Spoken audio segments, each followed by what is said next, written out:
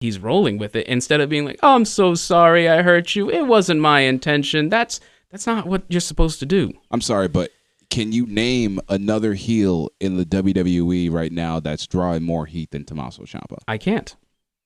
Absolutely. Don't apologize. I can't. That is something now mind you, there is a heel that's out there in the WWE, but unfortunately they consider him to be a face, and that's the real person who actually is drawing the most heat in the WWE, and that would be the one Roman Reigns.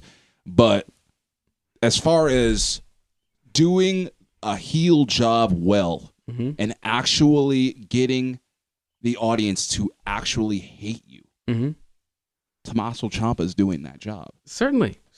But I when you say Roman Reigns is a heel, yes, I'd say he's not a heel. He's a failed experiment. People are apathetic rather than they're upset, but they're upset to the point of like, I don't give a shit about this guy. That's where you know you failed altogether. Whether you're great or whether you're bad or whether your writing is poor or great. If you've got people being like, I don't give a fuck, and they start, throwing beach balls around, chanting different things, that's apathy. That is, get on with this, I'm tired of it. That's not a heel. That's poor booking. That's poor writing. I would love to be behind him. If he were a genuine heel, people would be much happier. And a great majority of wrestlers on podcasts or personalities have said, hey, you really should turn heel. There's really no other major direction for this guy. But they're landlocked. Yeah. When Vince has, and I can see why he'd be the guy. He is genuinely a good-looking dude. Why does that have to be the case in wrestling now? I don't know. You can, but I'm sorry, but you think about I'm not gonna picture somebody the top guy just because of how good-looking he is. That's fact. Certainly shit. not. You shouldn't view it that way. However, there are a few head figures that make those decisions. Kevin Dunn, Vince McMahon, Michael Hayes. I don't know how much impact Michael Hayes. Wow, has you on have that Kevin Dunn decision-making. and Michael Hayes in both those conversations. You've already known why the WWE is in shambles. Kevin Dunn and Michael fucking Hayes. Yeah, Kevin. I don't know. Kevin, the let's majority get of the rid impact. of the fucking racist Dunn. And Michael, Kevin Dunn, who doesn't like accents at all or anything like that. Right, Yeah, he doesn't like accents at all, and he is very, very fond of making sure foreign wrestlers do not get put over the way that they should. Right. They get Absolutely. completely lambasted. Like, you look at it like this. You have a guy in Shinsuke Nakamura who you signed to the WWE. He's fucking red hot. Right. Coming red hot from fucking Japan. He's the IWGP heavyweight champion there. He was the IWGP Intercontinental champion over there. Comes into NXT, making making pretty much main money. You know what I'm saying? He's making main event money. Down in developmental. Right. And you bring him up. You have him pretty much just starch through almost everybody, starting with Ziggler. Then you get John Cena, then Randy Orton. He's pretty much going through all of these people. And you're not going to give him the fucking title. Yeah. Why are you not fucking giving this guy the goddamn title when he was that fucking red hot to somebody who's a fucking steroid? Not going to say those words just to make sure that we aren't going to be held liable for anybody who actually is taking their vitamins. A guy like Jinder Mahal that just, I don't know, who just cracked somebody a couple of months before, like Finn Balor. Yeah. He knocked out Finn Balor, and all of a sudden he's the champion now? They're still hopping onto that, oh, we're doing this for the India market. Well, the India market hasn't changed since Jinder Mahal became champion. It hasn't made any difference. And if you think about that, if they were really doing it based on And he's Canadian. Yes, he's fucking Canadian. He's not even Indian. He's Canadian. Maybe he's got that in his genetics, but that's not it. That's not where he's from. Right. But you have, if you're going to have that kind of concept, hell, they were going to be touring in Japan after WrestleMania. Hell, they were going to be touring in Japan after, I think, Hell in the Cell. I think it was either Hell in the Cell or the following WrestleMania after he lost to AJ Styles. They were going to be touring in Japan. If that's the concept, why didn't they put the belt on Shinsuke then? Because logic doesn't play. Logic in the WWE doesn't make sense. And I hear a lot of different people, different podcasts, personalities, whatnot, saying like, oh, people need to get themselves over. people, especially like I was listening to the ENC pod of Awesomeness, Tommy Blanche was saying like, oh, it's people's jobs to get themselves over. So when you complain like, oh, this guy didn't get his push or why was he left in the dust, it's their fault, you know. But then you think, you look back to Zack Ryder, and you can look back to Damian Sandow, two people who did their best with shitty gimmicks and got themselves over, especially Zakk Wylde. He had his own YouTube show. It was very popular. People were way behind him. Then he got buried.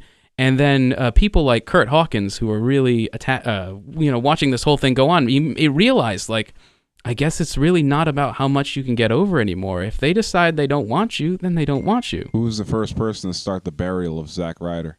Oh, he's not John Cena. It was John Cena when he did that with his girl, Eve Torres. Right, but once you get your girl taken by that, you're done. But was it he? Business, did okay? he make the decision, or did the powers that be? That's like who made that decision? First of all, number one, John Cena is the powers that be. He has a say. He can be able to tell Vince, hey, I'm not doing that. Mm-hmm. I'm not going to do that. I mean, to a degree, maybe. I don't know. I don't have any verifiable proof. But I'd like to believe that he didn't have any involvement. But then again, what I like to believe and what's true is totally irrelevant. It's true. At least I'm at least going to admit that. I don't know. But he was indeed the person on the television program to bury Zack Ryder, and he was never the same since. Yes. And he was fully buried when Kane pushed him off the stage in a wheelchair. Yep. That was fucking hysterical, and rest in peace to Zack Ryder and your wrestling career. Exactly. And it's such a shame because but here's the thing about Zack Ryder, too. He's an enormous mark for the business itself. So he's like apparently like a big collector, and he's just happy to be there. But that's the problem, I think. He's not trying very hard. Now that his push is gone, now that his attempt to get over is gone, he's just kind of settled in and been happy to have the job. But that's more like a fan having a job and being like, oh, look, I'm employed with WWE. That's awesome. Yeah, but that's pretty much wrestling as a whole right now, as far as it, especially in the WWE. You have betas everywhere. Mm-hmm. That just are glad to be there and are willing to be able to take any check that they are given to them. Mm-hmm. And unfortunately, that is pretty much the message that's being brought to future wrestlers who want to be able to be in this business. Right. They just want to be glad to be there. I'm sorry, but you're putting your body on the line, and especially with the WWE not even having its own medical coverage. They don't cover these guys because they're contractors. They're independent contractors. Right? They're not unionized. They're nothing. They're not actually unionized. Yeah, exactly. Thank your top guy for that bullshit. And yes, I will also say that for Hulk Hogan too. Hulk Hogan nixed that shit. Yeah, Hulk Hogan did have a big part of it. Unfortunately, at the time when you could have been able to have a real like union, they only kind of played it off when they actually had a union when you had fucking Mankind and somebody else like with Mankind. Oh, Big Thunderbolt like Patterson was the one that really pushed for unions way back in the day, but that didn't get off the ground. He was way too far against the grain. And Jesse the Body Ventura also was calling for unions back in the day, way back, to make sure that everybody got their equal pay. And Hulk Hogan definitely nixed the shit out of that. Oh well, yeah, it makes perfect sense to me. I wish I don't have the evidence to show like that Cena had any involvement in it. Although, I mean, I won't call myself surprised if that's the case. But I don't have anything in front of me or anything to tell me. You can talk to Ryback if you want. I mean, hell. Why would I talk to a guy who legally changed his name to Ryback? I mean, yeah, I get that. Please don't eat me. Now he was lambasting Cena, knowing that he was also being buried by Cena too. I mean, there are various other wrestlers that were buried by John Cena. Alex Riley being one of them. Mm-hmm. He got absolutely buried by John Cena. Yeah. Wade Barrett. I know. He was never seen since. Yeah, Wade. I would just watch or listen to a Pat Jericho podcast about Wade Barrett. He floundered. You know, the worst thing, it's almost like the 21st Century Spirit Squad was the League of Nations, where they brought all of the foreign wrestlers who were all top guys in their own right together and put into this stable, and they were constantly beaten. That's probably one of the stupidest fucking stable names that I've ever heard, the League of Nations. Like that's one of those things where it's like that's got to be like a super like villain kind of scenario where it's like a cheesy fucking Saturday morning cartoon. Now in a League of Nations dungeon, like no, like At least one of them seems to be coming out okay. That being Rusev. Rusev, thankfully, is getting over based on the audience itself. Everybody loves fucking Rusev Day, but nobody knows what the fuck Rusev Day is. Yeah. It's Rusev Day. No, that's all we know. Well, what else? It was apparently a Christmas skit. He ended up getting it over so well with him and Aiden English that it became a thing. And he's got his own wife popular off of that, as she's a wrestler now too. Stop. But he did. First of all, number one, the only way that Lana got fucking popular was with why? Was why, Nick? Why was Lana fucking popular? What? Tell me. Because she wore that beautiful fucking business skirt down to the ring to introduce Rusev. Oh, yeah. She was her hype man. But yeah. That's it. Exactly. That's all I cared about for Lana. Be a pretty face. Less Botox, but still a pretty face.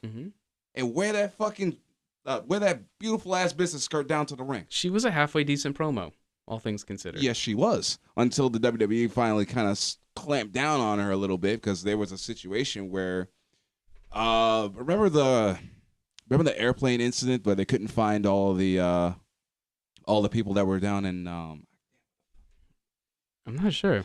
The only plane instrument oh my goodness, plane incident. I'm just a music guy. I'm sorry, guys. The only plane incident that I recall is the plane ride from hell, but that's well before Rusev's time. No. This was definitely something that happened within. This is one of those things where it happened, and she brings it up within a promo, and she gets completely lambasted for it. Oh, and it was one of those things where it was very political, in an essence, because you were pretty much shitting on an entire country in an absolutely terrible way, but it would give you great fucking heat. You're giving you great fucking heat. You're not using it at all. People are fucking so sensitive enough, they'll just completely nix it and say, forget it, we're not going to have you do that anymore. And that was the one thing that made it so that made it such like that's the one thing that made it so terrible for Lana to be able to not really say what she wanted to be able to say, but just be able to now just be a side piece. Right. And it didn't help her that both she and Rusev announced their engagement on social media. Oh, Vince and was just pissed. in the middle of the Dolph Ziggler and Lana thing with Summer Rae and Rusev. It's like, come on, guys. Well, that's what the fuck you get for trying to be able to break up another couple. Yeah, exactly. I say another couple because this isn't the only time that they've done this. Right. They've really tried to break that shit up. It's terrible. They wanted to break up Rusev and Lana because they felt like that was not something that they could be able to show off in the actual media. They can't show off this hairy-ass fucking Bulgarian brute with his fucking beautiful-ass blonde. Fuck no. And that can't be actual real love. No. They are a very odd-looking couple. One's got to be with another fucking blonde, and that's the way it's got to be. That's the only But it didn't way make any sense with Summer Rae. She's even tinier. Right. And she looks like a fucking troll in the face, unfortunately. Great body, but she looks like a troll in the face. Seems like a nice person, but she very much had the Barbie doll look to her. Yeah, she had a Barbie doll when she was in the fucking microwave. That's the way her face looked, all right? I'm not saying anything. All right, I'll say it. Get it fixed. Oh my goodness. You have no mercy. This is No Mercy 2018 right here. I've always been a heel, man. You've known that. Oh, I know. I guess I'm the face here. I guess. I'm the face that runs the place. All right. We're going to be wrapping this up, man. This has been going on for God knows how long, man. I cannot thank you enough for pretty much being here and being able to talk a fuckload about professional wrestling, man. I mean, not going to lie, this is our first ever outro, too. So if I'm stammering and stuttering on all this bullshit, it's the first time doing it. So he's a big wrestling fan. He just can't cut a promo. It's okay. No. I usually when I want to say that I want to beat somebody, I tend to bleat or preach or can't get the shit out. So yeah. Hey, well, the best thing about beating somebody up is beating them up, not talking about it. So, yeah, that's true. I mean, we're getting real here. Hey, but Tony, the one and only, I am very glad that we had this conversation. Nick is here. That's it's going to be my moniker everywhere. Talk about stammering. You're not the only one. But you know what? I'm not going to say goodbye. I don't want to say goodbye. But unfortunately, we got it. But so for Nick, I am the one and only Tony Lee. It's good talking to y'all. We out of here. Peace.